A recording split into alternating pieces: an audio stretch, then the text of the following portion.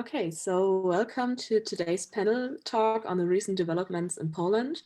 I hope everyone can hear me. I will be moderating the event today, and I will give you a short introduction first and briefly explain the program. So this panel talk is organized by FeministAsHell, which is a coalition of several pro-choice groups who mainly work on topics such as reproductive rights and justice. And all of us are organizing protests against fundamentalists and anti-abortionists. We are all following the current situation in Poland and would like to share, but also learn more about what's happening there on a broader scale by bringing a various group of people together. So it's important to keep in mind that already before October 22nd, Poland had one of the strictest anti-abortion legislations in Europe. So the new ruling by the Polish Constitutional Court is practically a complete ban on abortion. It almost prohibits the termination of pregnancies. So all around Poland, strong feminist protests formed to fight against the legislative change, as well as the enormous political backlash. The protests we are seeing in Poland are diverse and creative. However, they are facing massive police violence. The panelists today will provide you different perspectives on the topic. So we will be discussing legal, political, societal, as well as activist aspects, and hopefully motivate people and you to get active yourself and show solidarity with the people in Poland. Today on the panel, we are happy to have ACT OST, Ciocia Wienia, and Kobiety w Sieci. I will introduce you to today's program quickly. So after a brief introduction of the panelists, we will start to ask questions, which they will then answer. Just for your information, if there are any questions from you in between, you are welcome to ask them in the chat, and we will try to answer them afterwards. We hope there's enough time left. So we would like to start by asking each group to introduce themselves briefly, including an insight on your main focuses and how you deal with the current situation in Poland. Okay, hi. So maybe I will begin from how we started. So admittedly, actually I've joined the group only recently, but ACT OST has been activated since the summer of this year. And we started with the fact that many people with common beliefs took to the streets to fight for the rights of LGBTQ people in Poland, to show the great solidarity with Margot, and to oppose the hate that the ruling parties, PiS and Konfederacja, have been spreading for years against LGBTQ people in Poland. And in addition to demonstrations, we also take part in many happenings and artistic activities. We have been also collecting money for Ciocia Basia, which is also a sister from Ciocia Wienia, or Abortion Network in Amsterdam. And of course, right now, we also don't sit quietly during the protests in Poland. And we have already done two really strong demonstrations against the tightening of the abortion law, and also against police violence in Leipzig, because we are also from Leipzig, basically. And however, I would also like to point out that our actions are not only directed at the situations that are happening in Poland. The protests and situations in Belarus or Ukraine are equally important to us, and racism, homophobia, sexism, and above all, fascism are also the other topics against which are fighting as ACT OST. And it is also absolutely important for us to associate and show solidarity with people from Eastern Europe. Yeah.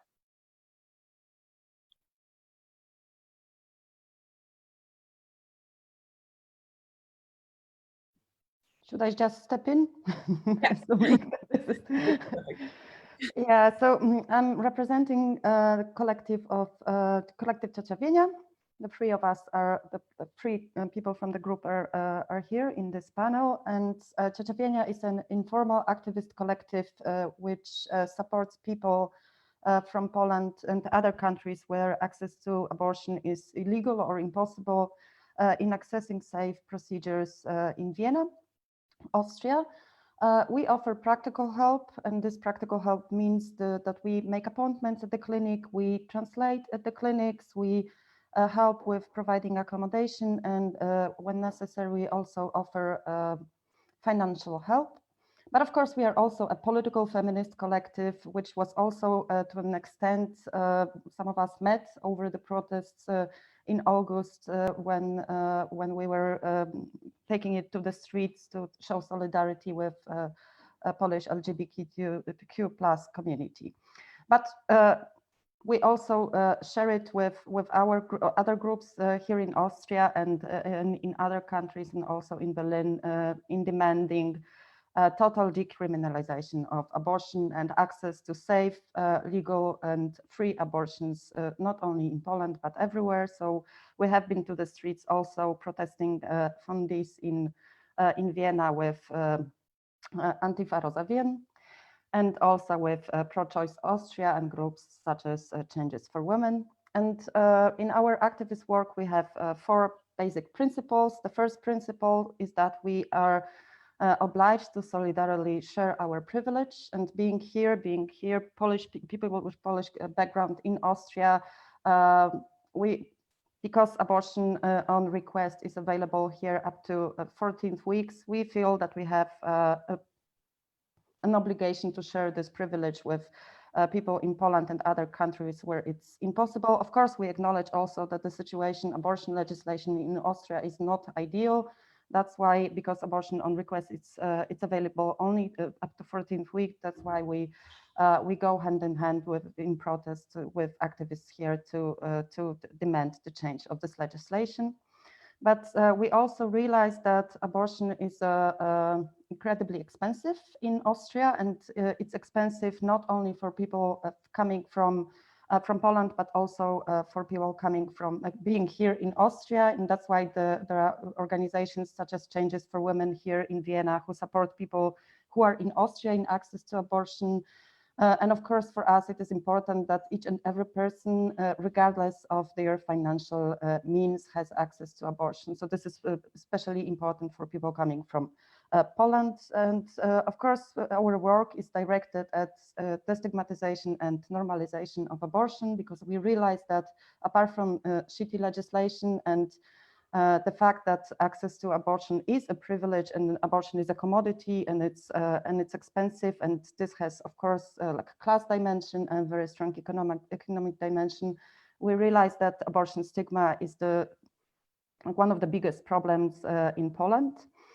And what is important for us, of course, is also the gender inclusivity, so the realization that it's not only cis women, but also trans people, intersexual people, non-binary people who seek access to abortion. And there is still a lot of work to be done, not only in Poland around this gender inclusive language pertaining to abortion, but also here in Austria. We are also relatively new. Trzecia Wienia made its existence public at the end of September, on the 28th of September, on the International Day for Safe Abortion. But we, of course, have been working for several months before on establishing safe pathways for people coming from Poland, safe communications, establishing relations with abortion clinics. And in our work, we were and are still very much inspired by Ciocia Basia, the collective that provides this work for years in Berlin. And we worked very closely together with Ciocia Basia in establishing our activity here in Vienna. We were also, to an extent, a response to the immense amount of work that the Ciocia Basia had during COVID pandemics, because it translated into a dramatic increase of number of people seeking abortions. Also, the name we borrowed from Ciocia Basia, which was actually, in case of Ciocia Basia, borrowed from the Kenyan collective Anti-J. And it's important for us to acknowledge this inheritance and the transnational, international dimension of our work. And of course, Ciocia Basia and Trzecia Wienia are by no means the only abortion groups working in Europe. There is Abortion Network Amsterdam, already mentioned, Abortion Support Network in UK, but also groups working in Poland, such as Kobiety w sieci. and aborcyjny dream team, and of course, like, we see each other as a part of this network, which also expands, because now, after the verdict of the Constitutional Tribunal, there are new groups developing, such as Ciocia Czesia in Czech Republic, Ciocia Frania in Frankfurt, Ciocia Ola in Oslo, Ciocia Tosia in Tromsø. But on the top of this, of the services that we can provide, meaning access to abortion, Ciocia Wienia was also established because Austria, and only Austria and France and Luxembourg has this thing. Austria can also provide access to anonymous birth. And this is this additional thing that we as Ciocia Wienia working here in Vienna can offer to people. And we consider this also a reproductive right, the access to anonymous birth and anonymous adoption. Yeah, it was great what Zuza said. We call, my friend Natalia Bruniaczyk from Abortion Dream Team just all the time says that we are kind of octopus. That we have our hands everywhere, we have friends everywhere, so we can join together and help no matter where the person is, and get the access to abortion. So today I represent Kobiety w sieci, but also two other organizations. Abortion Dream Team, which I am also a member, and Abortion Without Borders, on which I answer calls from on the helpline. So Kobiety w sieci are the organization which at the very beginning start to give the direct help to pregnant person in a situation of unwanted pregnancy, when they want to take pills and want to do a medical abortion with pills.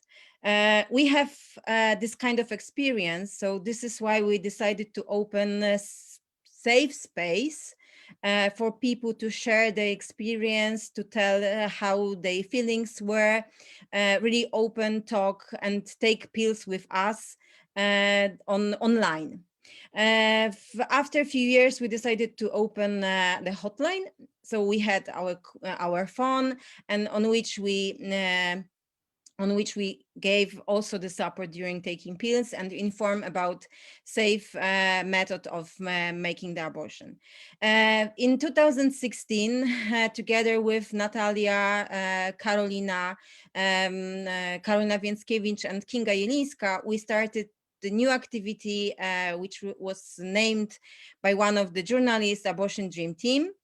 And we start to travel, at the beginning we start to travel around Poland and inform and meet people in real and talk about the abortion without any taboo. We named our meetings as everything you want to know about abortion. And then we started to the work was because we saw a lot of stigma around here in Poland about the abortion. So we try to destigmatize and demedicalize the abortion. We wanted to give this method to women's hands, and to make them to let them make the medical abortion by themselves. And today, I also we are together with Ciocia Basia and Abortion Without Ciocia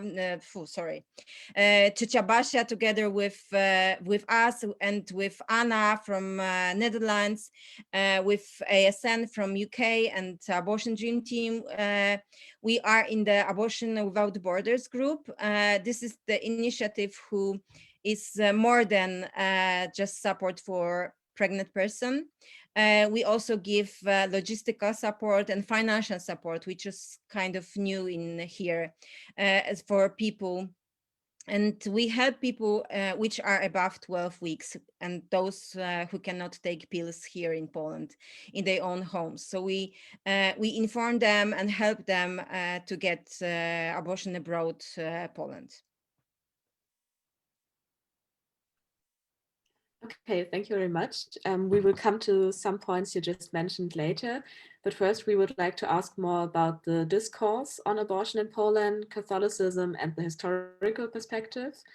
So what is the historical perspective on abortion in Poland? Was the legislation once more liberal in history than it is today?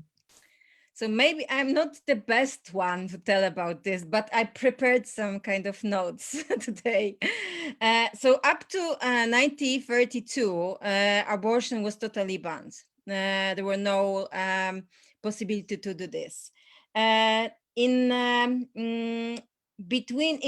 the Second World War, there were some exceptions, like some medical indications, because of which women and pregnant people can make the abortion.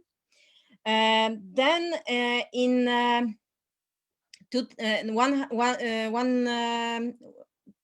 1950, there was a kind of bill which they announced with exceptions of medical indication, because there were also possibility to make legally abortion because of forbidden act, like rape, and there was also a possibility to make abortion because of life conditions. And this law existed up to 1993, when we had this deal with our politics, made a kind of deal with bishops, and of course the Pope, and propose a new law in which we have right now. And there is also a kind of medical indications possibility to do. And of course, there is because of the fetal abnormalities, and if the pregnant person's health is in danger, and of course the Forbidden Act.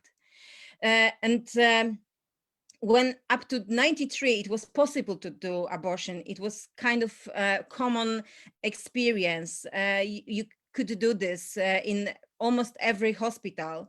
But after this, after 93, when the Catholic and the church went to our government, and this revolution started, now we couldn't do this.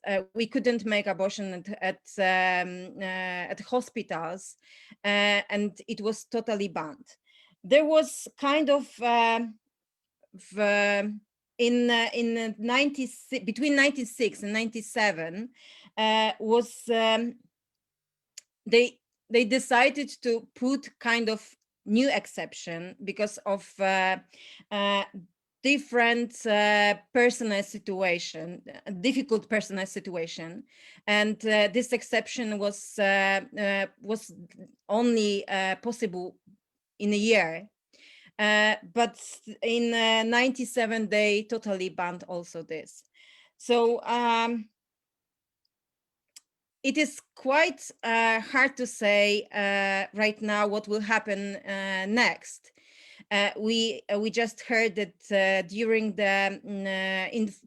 probably the new law will be published on 24th of December. So it is in Poland. It's a big Christmas day. So I don't know. So it could be really, really hard for us to hear, and if they probably publish this and it starts to be as obligation for doctors to not do abortion because of the medical indication, because of the fetal abnormalities. And it will be, I think, the hardest moment, even hardest moment for us, when the decision was just set in the court, constitutional court. I don't know what will happen next. Probably our phone blow up second time, and it will be the hardest day this year too.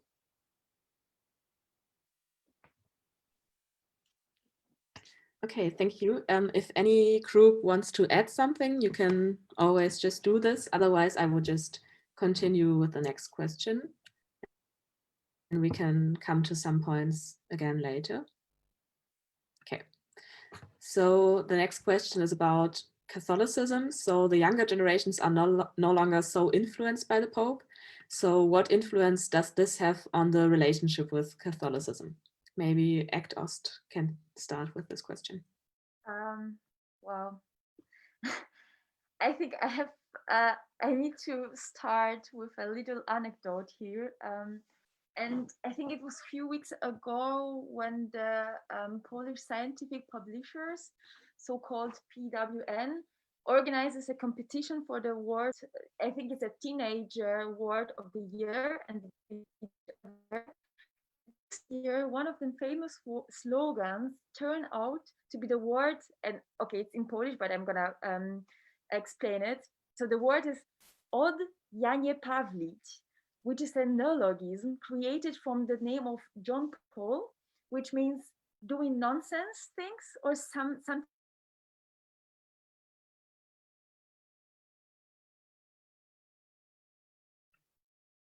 Young people, but not only with young people, because so this is one thing. And the other thing, I found that a few years, I think, sorry, few weeks, or maybe it was 1 week ago, or maybe, I don't know, a few days ago, there also has been the group of people, I think it is a journalist, an activist, Agata Diduszko-Zyglewska, and some left-wing politicians, such Joanna Schering-Wielgus and Robert Biedroń. He started a website which is an apostasy counter. So I have to admit that I visit this website almost every day, and for me it's getting really hotter there because okay, right now the counter indicates around 900 people or something like this, and I know this is you could say this is nothing, but and it sounds quite small, but believe me, such an action would have never taken place 1 year ago. And what is here very important is to think that there are not only people who are like, I don't know, 16, 20 something years old, but there are a lot of people between 30 and 50 years old who are leaving church. They're talking openly about it, and they are not afraid of being stigmatized in some way. And I think it's a really huge change that people are beginning to oppose the power, the abuses, and the lies that the Catholic Church has been telling us for decades. People have had enough of this empty tradition, and they want to have their own choice. They want to have free choice. They want to be free from that hypocritical community. And also right now, not only talking about atheists, but also believers who just want to be free from the church, and they then don't want to be manipulated by them. And also yeah, and also we can see that on the streets, between the slogans, on the posters, on the protests. Like if people demonstrate with like posters, when you can read Maria had a choice, or we see God but we leave the church, these are a really important words. And also those actions, those guerrilla actions in different churches, I think it shows that people have really enough. We want to separate Catholic Church from the politics, and I really see and hope that that we will have Ireland in Poland in that case. So we are on the way, and a lot of things are changing right now, and I think a lot of things gonna happen. So yeah, my hope is really growing every day. I can also tell some kind of anecdote about this. I live in a really small town. It counts about 70,000 people living here. And it's very Catholic, really, very. In every election, the peace is winning. But somebody here organized the protests, and there were for very young person, really very young, about 22, 19 between. And I went to this protest, and we were marching just in front of the church. There were people who were with some crosses, and they were praying, and this and there was also a very young people were in this crowd, which we were marching around our town. And we stopped in front of the church, and they were screaming, "Wypierdalać." They were really screaming this, and they were screaming, "I think, I feel, and I decide." And it was something amazing. My daughter was with me. She's 16. It was her first protest in her life. And she were there with her friends too. And it was something which I couldn't believe, because there were about 3,000 people there. I was with my sister, and we were laughing that it's much bigger than we have a march on this Christian event on Three Kings, 6th of January. And it was really something which I haven't seen here before in my life. There were so many young people here on this protest, and together with their mothers, because I saw a lot of my friends, and with their daughters, sons, a lot of young people. And when we standing in the front of this church, and we were screaming, and we were much louder than these people, and they have this megaphones with them, and we were just screaming to each other. It was something which I couldn't believe, really. I couldn't believe this is happening in my hometown, which is so much Catholic. So this is why I see that everything is changing right now. This is the moment we see the revolution. That was the moment I saw on my eyes that it's real. It is really happening. Even it's not like Warsaw, it's small town. If I may just add one small thing to that, because it's when we mentioned already the protests pertaining to the discrimination of LGBTQ plus communities in Poland that took place in August in Poland. And I think that also some of the tactics that are now being used at the demonstrations in Poland are actually learning from that it wouldn't be possible for those protests to look as they do at the moment, wasn't there for the queer solidarity protests. And we are speaking about church here. So one of the outcomes of the demonstrations very often is that the number of abortion without borders, which Justina picks up, is being sprayed at the churches. And it's also one of the most chanted slogans at the demonstrations. And I think that this is very important, because what we are seeing is indeed a revolution. It's a queer and feminist revolution, but which has a very strong message of hope and solidarity, because people are going to the streets to say, hey, it doesn't matter what decisions the politicians make. It doesn't matter what new legislation, oppressive, patriarchal legislation they introduce. We are here for each other. If you need help, just call this number, regardless of the legislation. You will get help. Okay, thank you very much for the perspectives and insights. We have a more general question now. So just what is the discourse on abortion in Poland like? You just said some things already, but maybe, yeah, if you want to add something or get more in detail, you can just do so. Yeah. Okay. Yeah, there are some different opinions. There were some surveys and opinions about how many people are for abortion or declare their support for the right to abortion, and they were like 81%. I mean, like, it was the case of which was challenged by the Constitutional Court of Julia Przyłębska. So the thing that they actually decided 81% respondents are against that.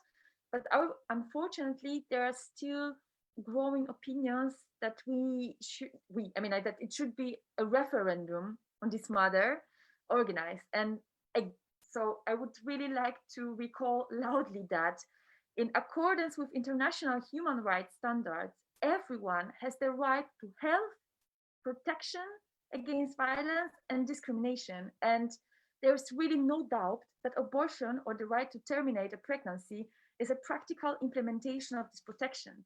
And this has been confirmed many times by UN, European Union, or Council of Europe. And in view of this, can we imagine a referendum on, I don't know, like whatever, divorce, religious freedom, equal pay for the same work, or maybe state protection of children from violence, or something else? I mean, like, I guess the answers, I know the answers from those questions. So really the same should apply to abortion. It is up to pregnant person to decide what to do with his or her body.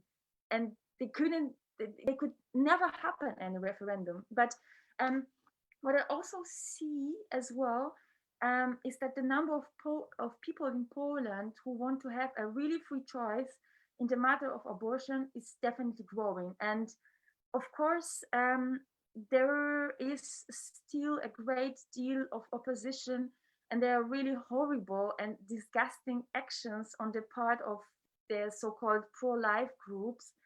But I have that impression that thanks to the fact that these groups are becoming more and more radical, even more people are beginning to look on the direction of pro-choice and support the legalization of abortion by 12 weeks. So I'm really sure that our part is growing, it's getting much more stronger, and there won't be any referendum. I really hope, and I ask everyone to be against that, because I mean, like, it's a discrimination and violence as well, doing, like, asking questions about having right to and choice to abortion.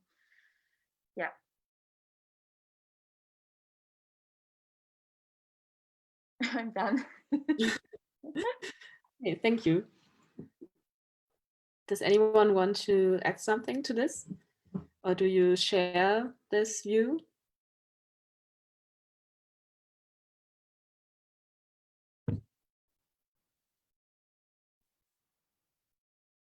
Okay. So that we can maybe just come back to this later. And now we can take a closer look at the results of the current measures and afterwards the impact of COVID-19. So the first question would be, what are the immediate results of the current measures? And what does it mean for the people in Poland, but also the implications for your activist work? So maybe I will start. So repeating what Justyna already said, the verdict of Constitutional Tribunal has been announced, but not officially published. So in theory, it shouldn't like have the consequences, but in practice, it obviously has. So in many cases, the people who already had appointments for the procedures at hospital were sent back homes, and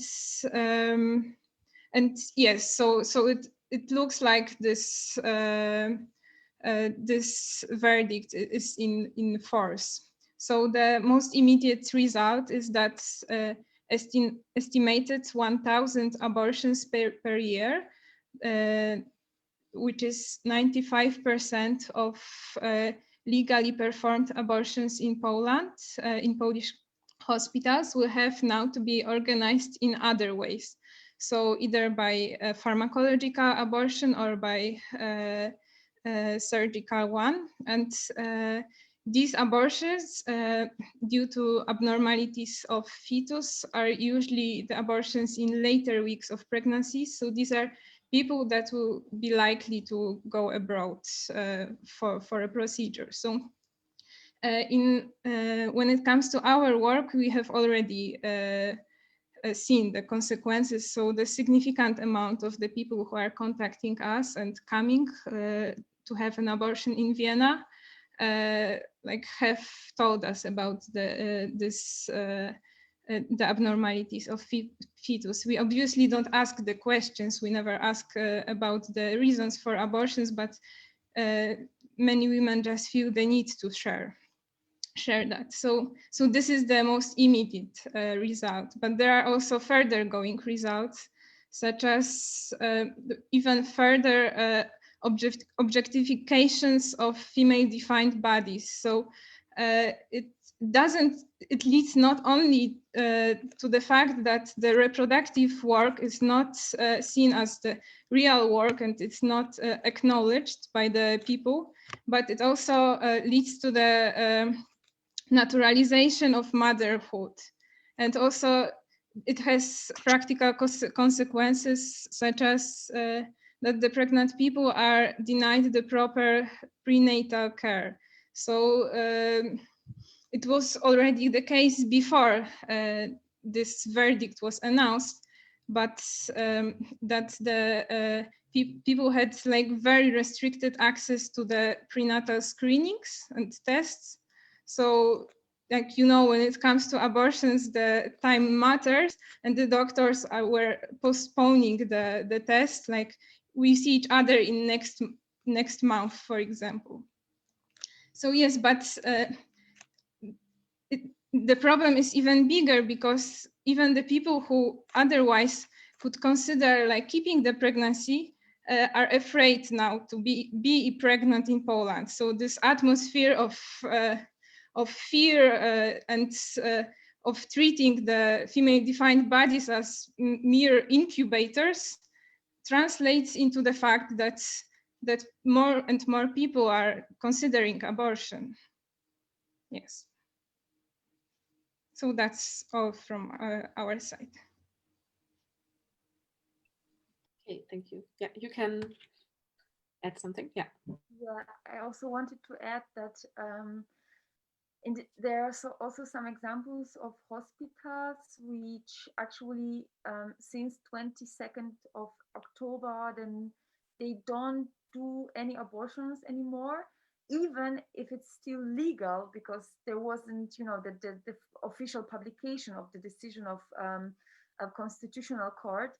And so there are like the situations that in the middle of pandemic, the person who is pregnant has to, you know, travel from town to town or from hospital to hospital to find a place to have an abortion, even if it's still her right or his right, and even if it's still paid by the National Health Fund or something like this, because it's still guaranteed by it. So yeah. Yeah, I think and even if this person has to travel, the doctor in the particular hospital has the obligation to show the other hospital in which it's possible to make abortion, but they haven't done this, and still it's happening that they don't inform pregnant person in which hospitals that it's possible to make abortion. And we saw this especially on Abortion Without Borders number. Normally, we received about between 300-400 calls per month, and about between 15 and 20 people called us to travel abroad for abortion. We also didn't ask we don't ask about reasons even now, but still we hear why people want to go abroad. And after the decision in the first month, we receive about more than 2,000 calls, and and 66 people wanted to go abroad, and many of them were because of the medical indications. So this show how big fear it was. And even now, we have more than 50 calls per day. Most of those people call because they afraid about what will happen. Even today, a person in which is during the prenatal diagnosis and waiting for results, she called us and asked, should I order pills and have it at home, or what should I do? And during this call, we decided that she should wait for the test results and not order pills, because for a person who is in a wanted pregnancy, seeing a fetus in your bathroom, it's not a nice view, and this view you don't want rather to see. And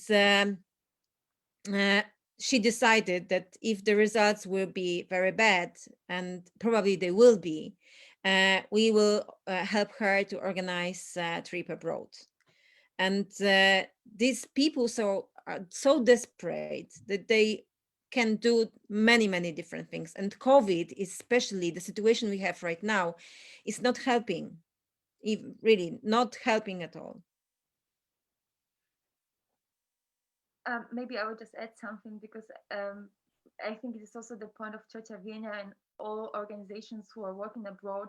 And the problem also is, like, if there's a person who came from Poland to have an abortion abroad, there are also some of them need to be host like say in Berlin or in Wien. So for some people it's also difficult to have a guest at home during pandemia. So I mean, like, it's still another point which is making it more difficult than before. And still traveling, I mean, like, we cannot travel that's easy.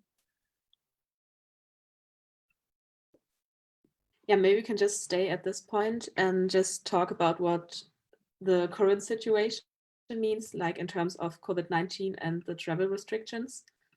Mhm. So, yeah. I could start with that. So it is, as you mentioned, the problem with hotels being closed. We host people, but that's, yeah, understandably not so easy for everyone.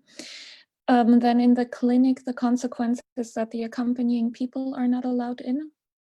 A translator is allowed in, so we also offer translating in the clinic, so one of us is allowed in. And then in order to get across the border, you need a confirmation that the person has a medical procedure that cannot be postponed. So it's more organizational work and more stressful from all sides, but we somehow manage.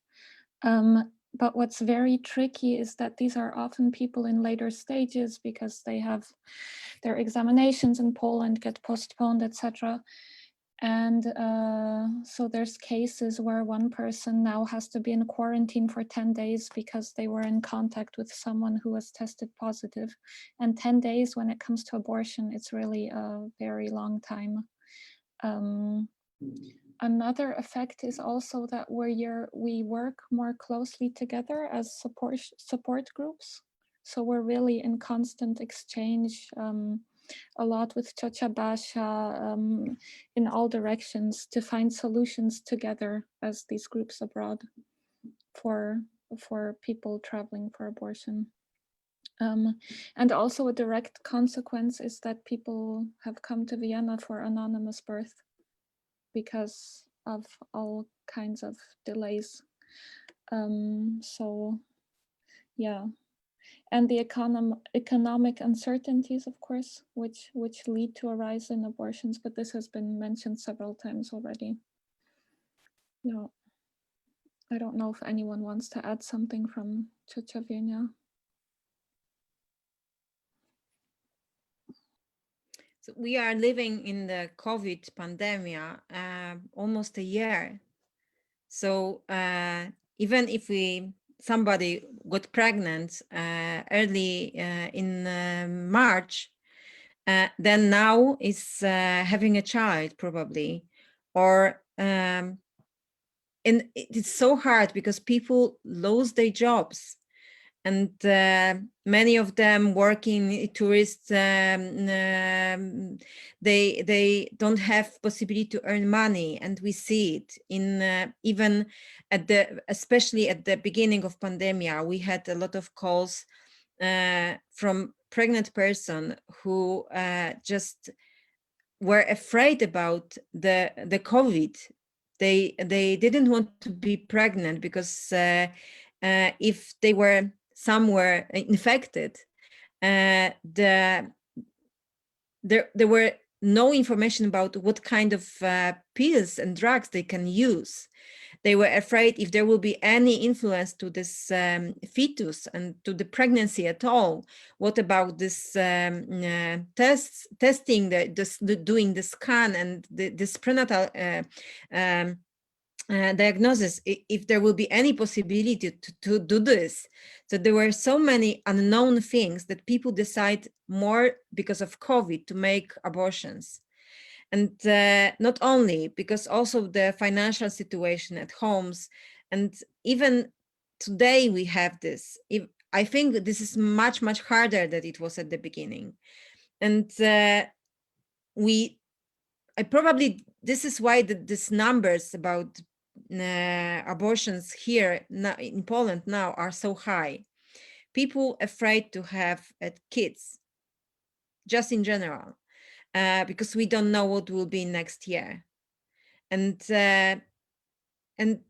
if the situation will be like this for the next half of the year, probably it will be much, much harder for all of us. So maybe this is not optimistic thing, but the one optimistic thing I think is that we are existing and we try to help people as much as we can.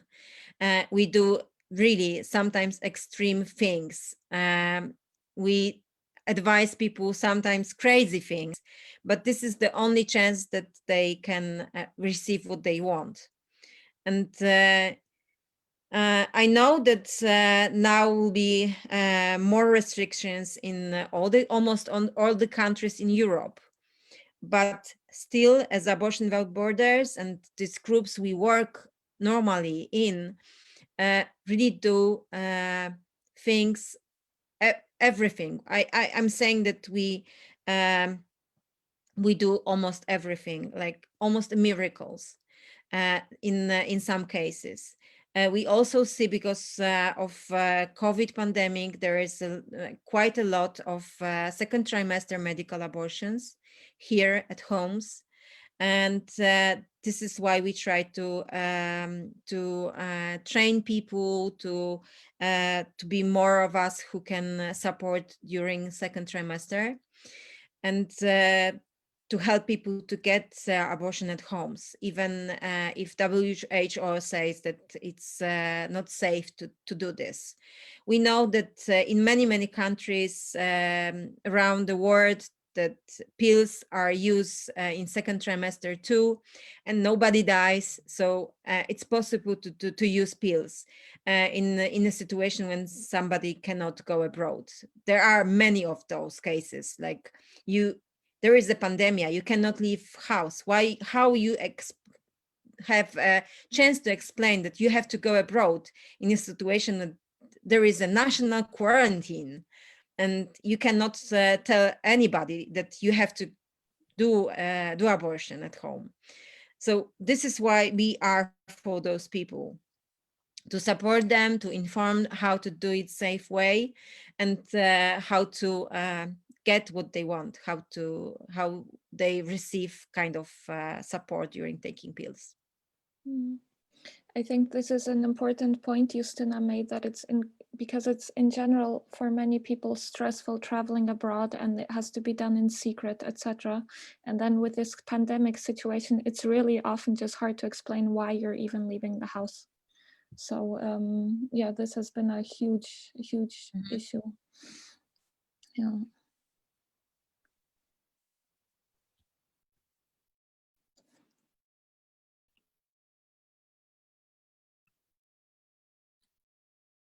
Okay, thank you.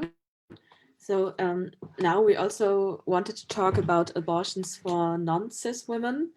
ACT Ost said in advance that they would like to say something about it, but I would welcome the other groups to just add things if you want to.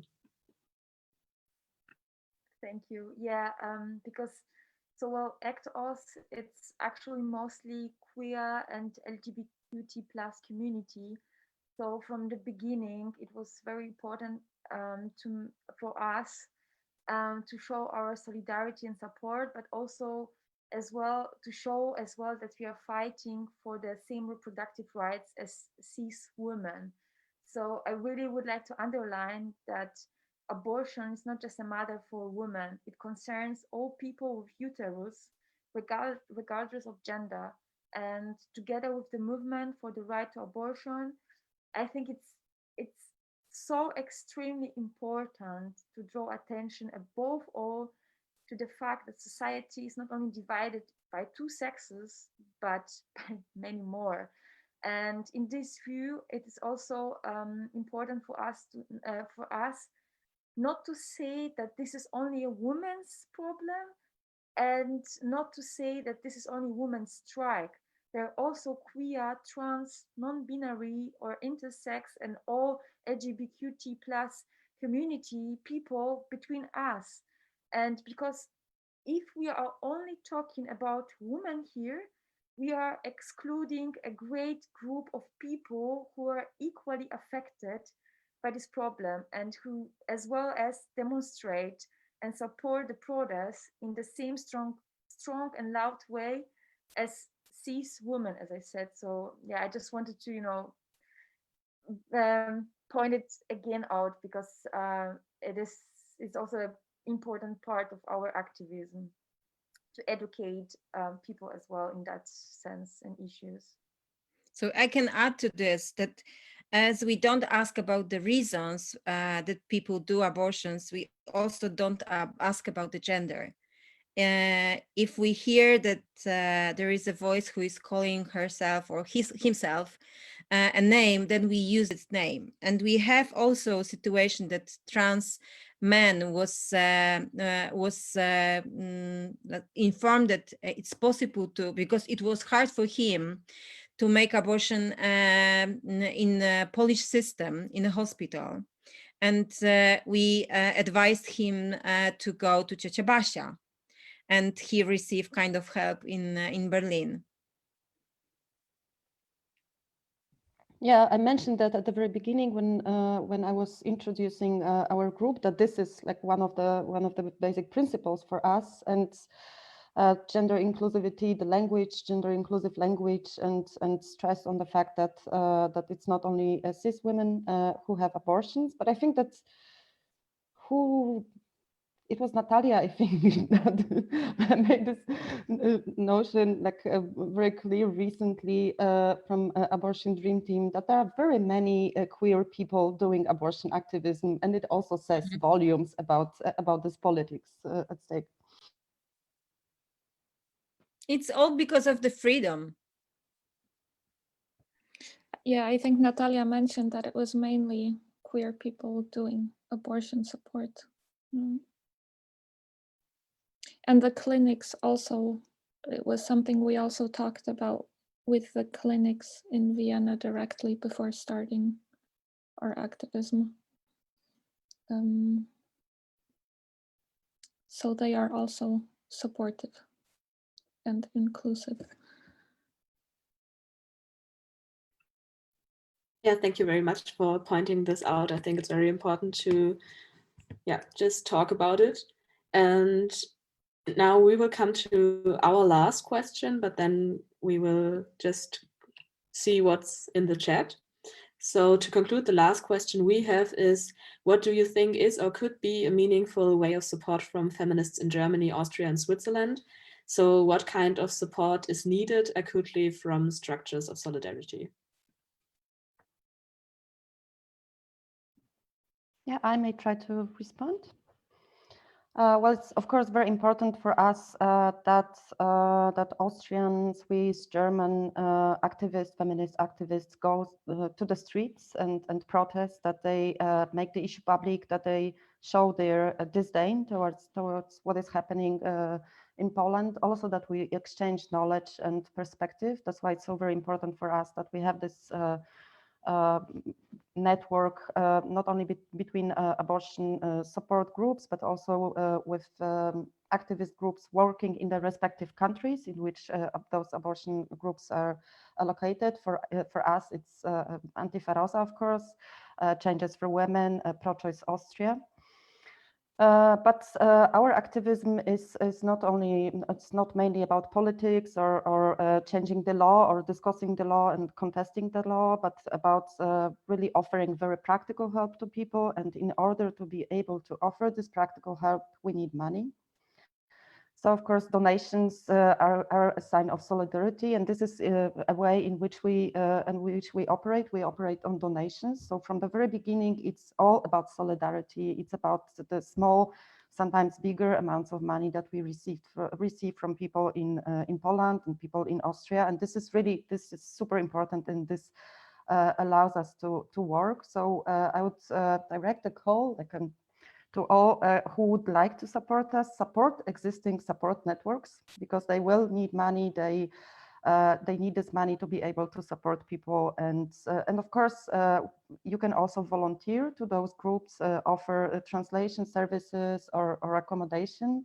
And especially now, this is very important because indeed in Vienna, the hotels are closed. So we rely exclusively on hosts who offer their private places. And we know that this is also the case in Berlin.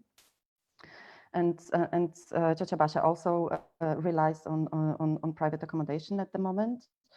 There are also, of course, emerging new groups, such as Ciocia Czesia in Czech Republic, which is very important at the moment because Slovakia closed its borders to Polish people because of COVID. And all those that in southern Poland who would go to Slovakia are now can be accommodated by Ciocia Czesia. But for us, it's also important that the networks that emerge make sense. So that there are no superficial structures established in places where it's really not necessarily or problematic for people traveling from Poland. So and there are very often, like I'm thinking about Scandinavia, for instance, where there was this idea by some parties or governments to make abortion for Polish people for free. And of course, it's a lovely idea and would be nice if it was implemented. But then the first thing that comes to your mind is, hey, but there are people in those respective countries, in Norway, Sweden, and Denmark, who live there, some of them Polish, who don't have access to abortion for free. So maybe it would be useful for those groups that are established there to lobby for this access and also help people who are undocumented, not insured to access abortion instead of offering the market for people coming from Poland, because this is also something that we have to address in the countries outside of Poland, because they really don't have like optimal abortion legislation. This is the case for Austria. This is the case for Germany. This is the case for Scandinavian countries as well. That's a lot of the support that you can offer to Polish people is also to fight the fight in your own country to change the legislation here, because it probably will happen much quicker than in Poland. So I would say that the money and thinking about the support groups that really make sense is also for the people in the respective countries.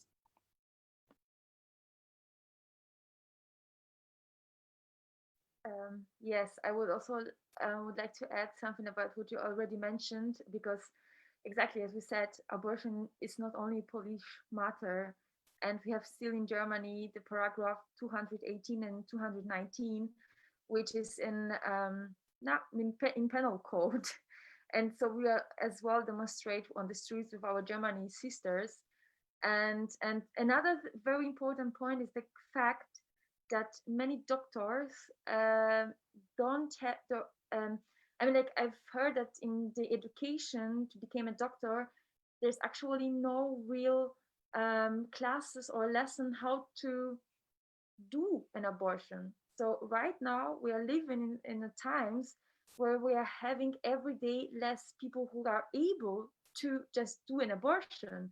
So I would also need to point the thing that we need more education, and in that sense we also have to support and work collectively, because like if in Germany are less doctors who can do it, maybe we can like make some exchange about the knowledge to educate people to do that. And also, as you said about money and other actions, I think it's really amazing that we can support from the people from abroad. For example, there was also a really beautiful action to buy the 70 72 hours pile. So it's, yeah. And it was made in Germany, or I think was also in other countries, not only Germany. But okay, but the idea exactly was to buy just, you know, those pills and to send them to Poland. And this is also, I mean, like, I know the stories from my friends from high school, you know, like to buy that pill, it was so difficult and so horrible. So I mean, like, yeah. Yeah, so I mean, like, this is so important. And I feel like at the same time, if we work abroad and if we work collectively, that sentence that we repeat every day, you will never walk alone, it makes sense. And I feel that we are really not alone. And you can just turn around and you have a number, you can find a number, you can find people, you can find support, help, shelter.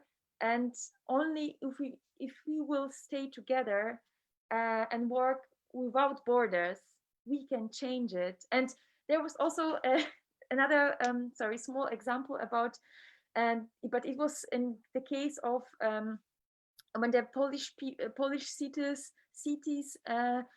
discriminate LGBTQ people, and there was also like an example where foreign partner cities have renounced cooperation with Polish cities because of their discrimination against LGBTQ people, which means that some cities lost their money. So I mean, there are possibilities to, you know, to make not I hope to say it, to make to influence the international authorities and to put some pressure to change the law, or to you know, like maybe to found to through a lack of funding or through sanctions. So I mean, like, it's really important that we are loud and we are together. I totally agree. My hometown was the one who signed this LGBT-free zone, and it was banned by Norwegian grants. And this is why they decided to go out from this card. And this is why now they officially say that it was a fault. It was a kind of mistake. It was funny. But I agree with you totally. And I will add to this also, stay in touch with those who are in Poland. Let them know that you are doing some things, and ask how you can help. This action with emergency pill was something amazing. We have a collective which is called Day After. In Polish, it's Dzień Po. And they try to give pills for free to those who don't have money. And this is kind of support which is kind of amazing, between borders, between countries, between whatever. Even now, if in the pandemic, it's that they will try to do as much as they can. Use because public transport is less public transport that we have before the pandemic, and they do really brilliant things, really. And just let them know, let us know that you want to do some good things, and you want to be with us and want to show our kind of support, and just ask what we need, and just do. We are not alone. Yeah, just on a side note, I know from friends from Ciocia Basia that the Day After Collective received 2,500 pills after this action in Berlin, and it's really amazing. I didn't know the numbers, but I knew that you know this.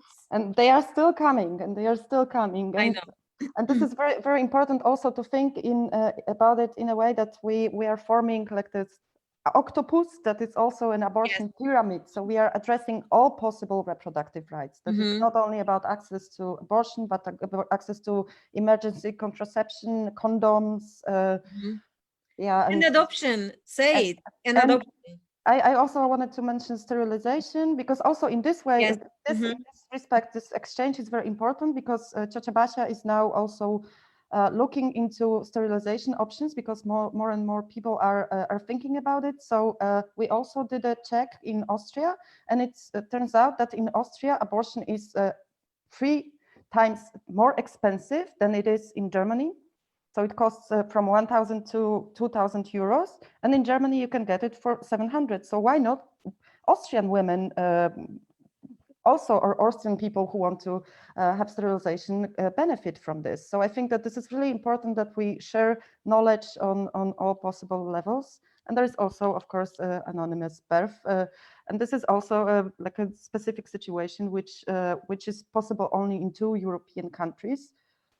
Why not speak about it louder and make this possibility open for also for people coming from other countries where this is not possible?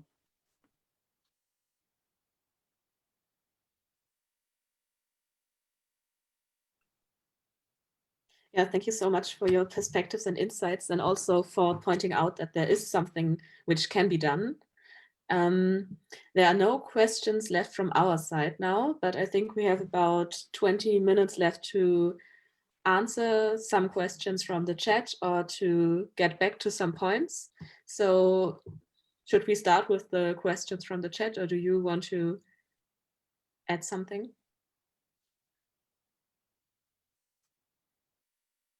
Okay. So I see there's one question here about repressive measures and yeah, about repression and the protests.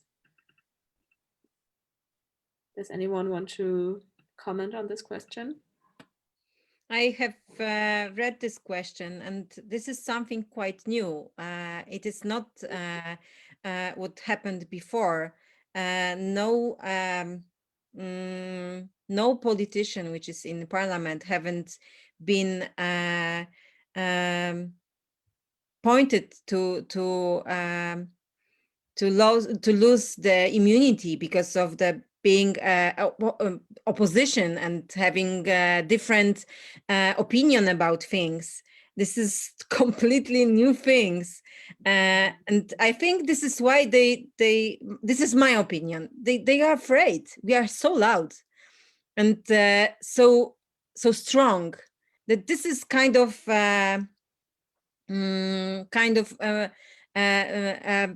act of losing a temper, of being afraid of us. Yes, maybe I will add, like, because the person asked, is this paragraph often used against the feminist protests? So, like, one of the biggest actions of the queer movements that was already referred to, that happened in August, was the action of putting the rainbow flags on some of the very famous popular monuments in Warsaw. And this was also persecuted from this paragraph. And it's also very often used against like feminist and queer protests. There was also this graphic of Elżbieta Podleśna with Saint Mary in the rainbow colors, like this Madonna Częstochowska, like very iconic old picture, Polish picture. And she was also persecuted from that paragraph. And whereas it was in use like since many years, it was mostly used against some celebrities, for example, Doda, that like how to call it? I forgot the word.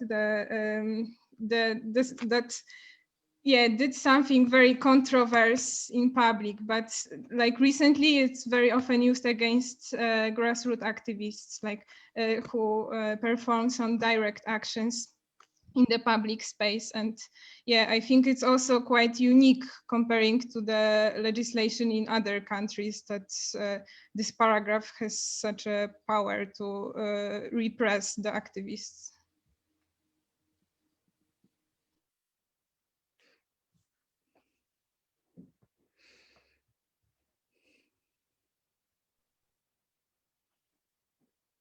Okay, I'm not sure if there's another question. I haven't seen one yet.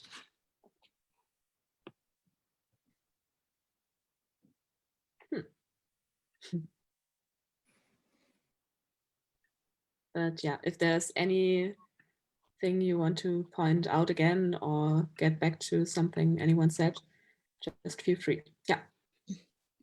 I just wanted to tell about my personal dream about feminist movements, because really trip if our movements from, I don't know, Poland, Belarus, Ukraine, Germany, France, Spain, Argentina, Mexico, if we just merge, like if you're gonna work really together, I think I think that this awful patriarchy wouldn't take much longer. So girls really we just stay really close to each other and support us, because I think they're just few steps before us and we're gonna really destroy the patriarchy. Yeah, I love what you said, and also I think that the best possibility to support the revolution abroad is to make revolution at home. So feel inspired by the feminist movements that happen in Poland or Belarus.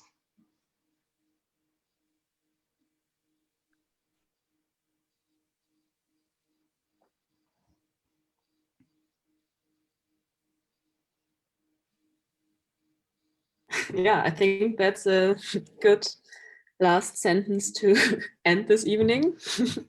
If you don't want to add anything more, because there are no more questions from our side or in the chat.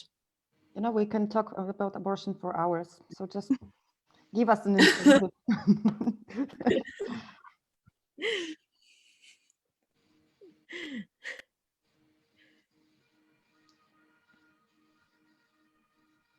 Okay, so we have one more question. I will just put it in the chat. So could Shasha Vienna tell me more about anonymous birth? How does it work? Does it happen often? Should I? Yeah. So as I said, there are only like 2 countries and Luxembourg in Europe that have this option. In all other cases, sometimes it's like in Germany, for instance, you have this option of giving birth anonymously, but you actually have to provide your identity at some point. And at the age of 16, the kid has the right to learn the identity of biological mother. In Poland, it's not really possible. Only when you make use of the so-called window of life, which is a very problematic thing, because it means that you have to give birth at home without any assistance. And then very often a person who gets to the window of life, which is a baby klappe, so the difference in normative framing is there in the name of it. The person is very often then spotted, the press writes about it, there is sometimes even CCTV in the area, so it's also very problematic. And sometimes when you live in a small town, the closest window of life is 600 kilometers from the place where you live.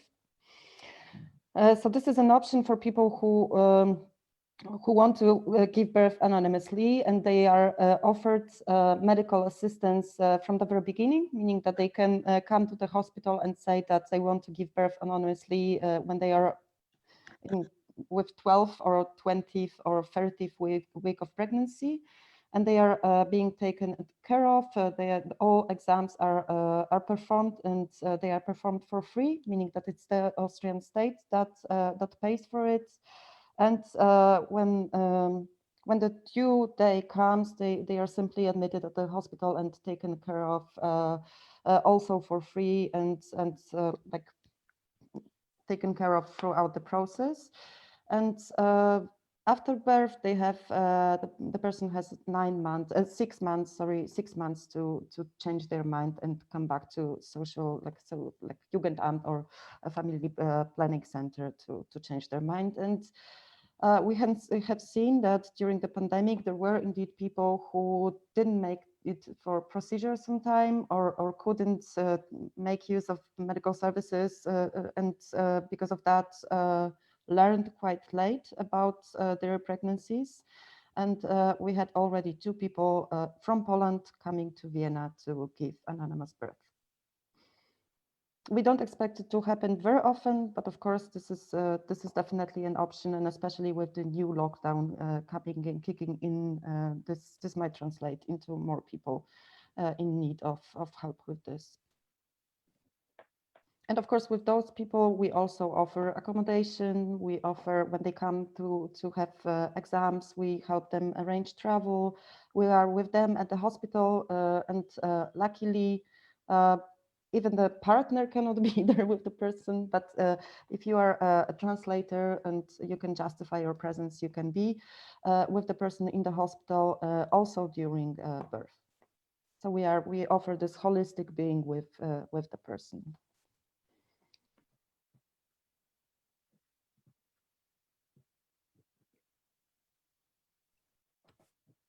Okay, thank you. There is another question now, and I think it's a very important one. So how do you as a collective deal with having to fight this backlash? What is your anti-pole? How do you take care of yourselves?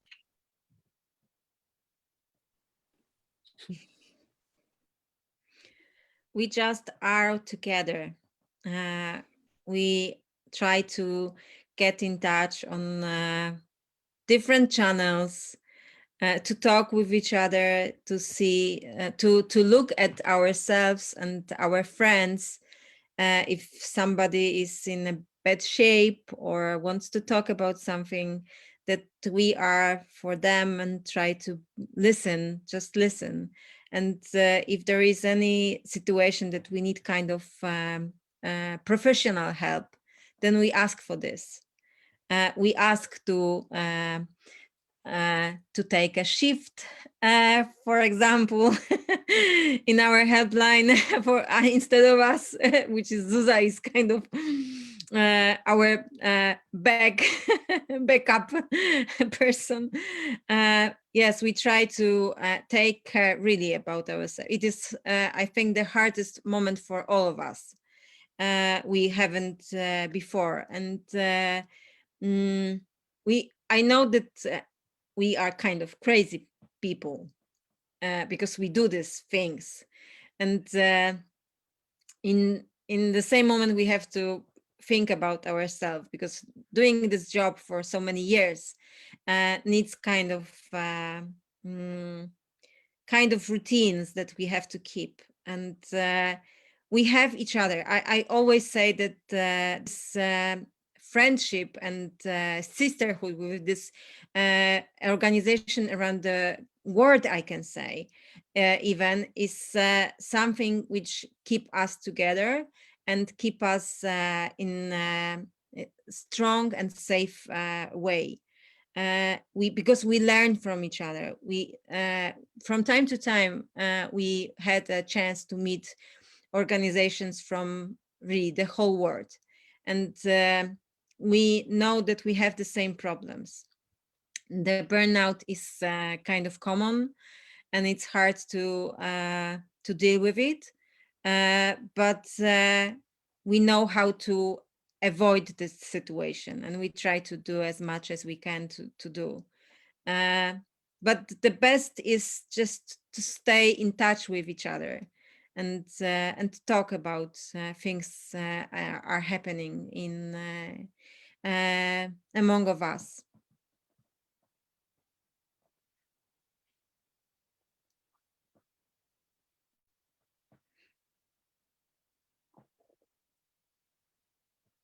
Yeah, I wouldn't add nothing more. We do exactly the same. Just all together and talk together and support each other. This is really important. Yeah, and sometimes we also need to vent. You know, when you receive another call of a person who tells you that you should have been aborted, or and also there are so many situations in which obviously the person in need of support is in a violent relationship, and this really forces us from time to time to meet up and just say how we hate men. But you know, from time to time.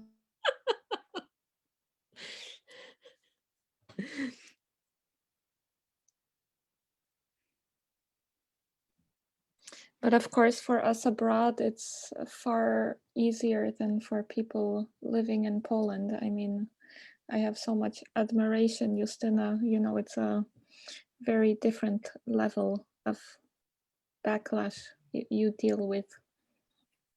So, yeah. I'm not to talk about all these shitty things, but when you do the activism, you have to agree that some backlash can happen. And if you know this, and you know that you have friends around, and you can be in this together, then it's easier than just be alone and do activism alone. It's something different. When you have friends around, you do the same things, and you are in this together, then it's much, much easier. I also wanted to add, okay, we are talking about backlash, but we cannot forget about the growing part of people who are really, I mean, like crazy progressive and liberal, and they really, I mean, like we are a really new generation of people. I mean, like if you look at, yeah, the children who are 16, 18, who already, you know, they go to high school, to the classes. I saw that in my hometown. I was on protests which were organized by 16 years people, and there were so many. They go every day to the street, they demonstrate every day. And when I see that movement, yes, we have backlash, but we have also a great wave of crazy, strong, progressive young people who also engage their parents and grandparents. So yeah, we cannot forget about it.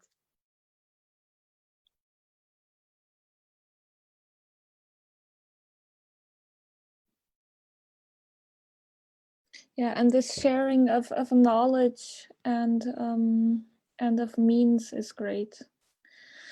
That we as Ciocia know that if we run out of money to pay for abortions, we can contact Ciocia Basia for support, or, you know, this is also fantastic, or that Kobiety w sieci or Aborcyjny Dream Team educate us in certain manners. So there's a huge flow of love, knowledge, and all kinds of support, which has been very amazing. Also, people offering us their other skills for free.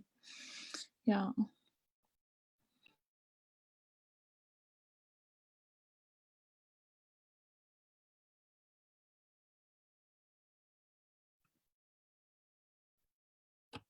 Yeah, thank you very much for your insights and perspectives, and also for the positive attitude and the hope you are giving us and each other.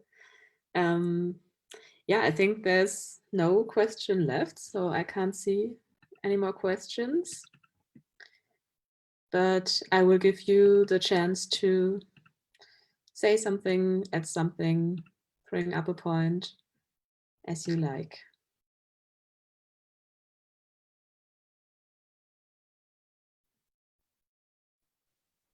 So maybe I will start. People, Okay. people don't give up. We're gonna change this world, and we are on the way. But we have to stay together. We have that power to change everything. And as well, thank you for all that work, all that stuff that you have already done, and that you're working on. And it's so amazing. It's so amazing what you're doing. It's really beautiful. Thank you. I agree with you totally. And I want to add to this that if you are afraid of going to protests like I do, just put on your window the sign that you join to the movement, and be with us no matter what. And just do what you feel that is in your comfort. Not feel guilty about not being on the streets, because it's not important. Important is that you have your feelings together with us, and that's all.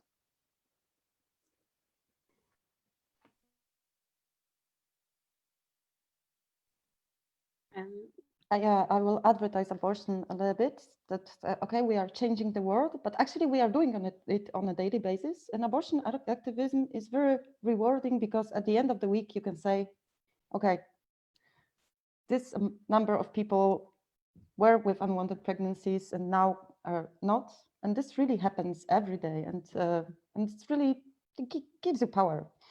So maybe this is also a way of staying sane in this craziness. That this happens, and happens every day, and yeah, regardless of what the politician says.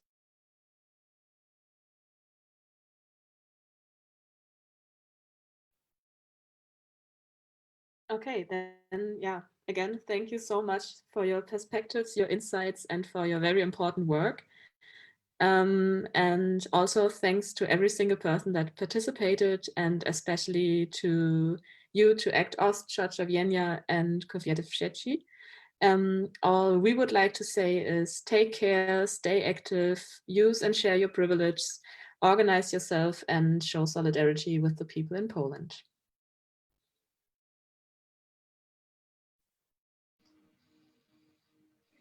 Thank you. Thank you. Thank you. Have a nice evening. Yes. And thanks for organizing this. Yes, Thanks yes. a lot.